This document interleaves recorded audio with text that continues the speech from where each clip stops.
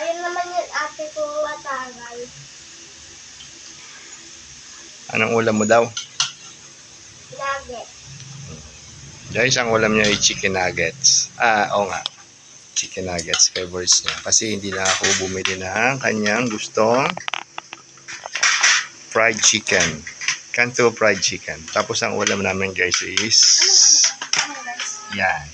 Ilaga. Ilagang baboy. Sarap yan. Ang aming ulam for today's video. Ano yun? Wala. Malakas ng hangin. Malakas ang hangin guys. May bagyo yata eh. Ayos. Nilipad yung tulda namin guys, yung sa tindahan namin.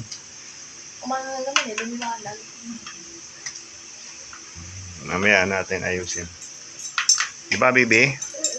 Okay, masarap ba ang ulam mo? Yeah. Mag-ano ka ng soup, masarap naman yung soup dyan ah. Yung sabaw. Yung ano, mais, ayaw mo ng nilagang mais? Ayaw. Okay. Parang masarap pa yung merong ano, tubig na malamig. Akala ko, sasabihin mo naman ito. Hindi bawal sa atin yun, di ba? Sinabi mo pa yung jacket. Tanungin mo si mami.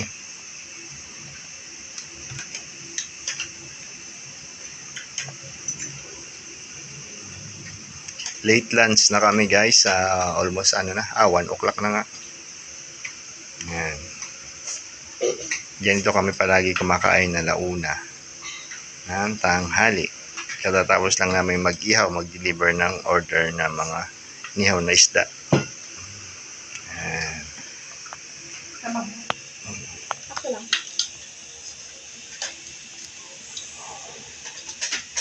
Bye guys.